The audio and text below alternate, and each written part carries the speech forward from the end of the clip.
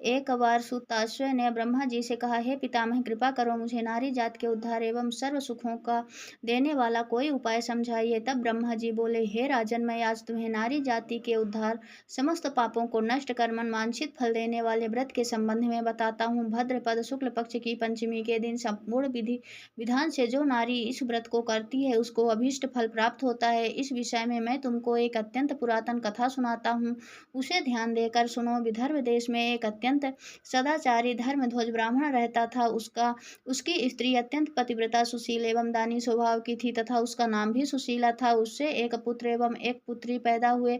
पुत्र का नाम सुभूषण था। उसने चारों वेदों का संयोग पांग अध्ययन किया था।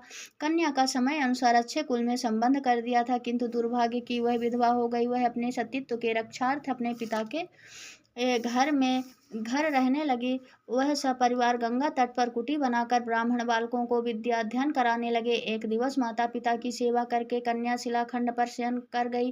रात भर में उसके सारे शरीर में कीड़े पड़ गए। सुबह जब ब्राह्मण के कुछ शिष्यों ने उस कन्या को इस दशा में देखा तो उसकी माता सुशीला को सूचित किया कि माता, चलकर गुरु पुत्री को देखिए। गुरु पत्नी ने जाकर उसे देखा। देखते ही आशंकित हो विलाप करने लगी तथा पुत्री को उठाकर ब्राह्मण के पास लाई। ब्राह्मण ही पुत्री की दशा देखकर अत्यंत विस्मित हुए, दुखी हुए। तब ब्राह्मणी ने हाथ जोड़कर कहा, महाराज, मेरी पुत्री के शरीर में कीड़े पड़ने का क्या कारण है? तब ब्राह्मण ने ध्यान कर कहा, हे सुप्रिय, इस कन्या का अब से 7 जन्म पूर्व का हाल बताता हूँ, सो सुनो। उस समय यह ब्राह्मणी थी।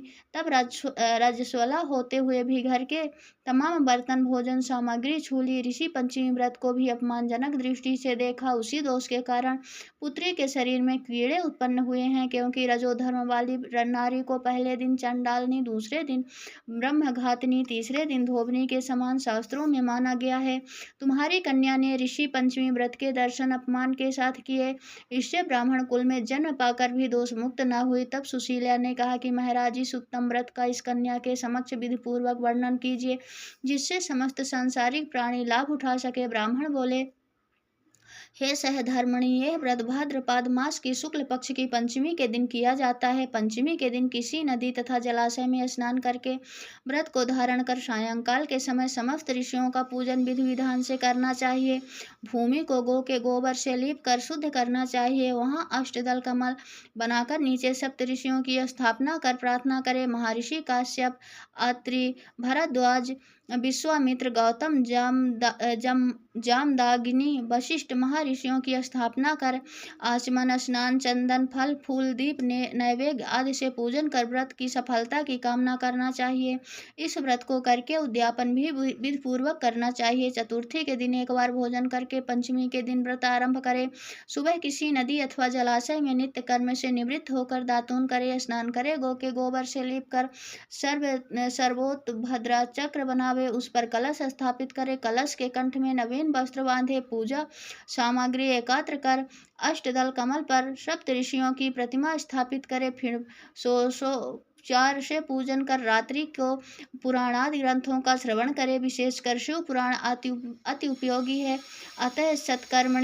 प्रातः सत्कर्मणि ब्राह्मणों को भोजन एवं दक्षिणा देकर संतुष्ट करे। इस प्रकार व्रत करे तथा व्रत का उद्यापन करना भी अति उत्तम है।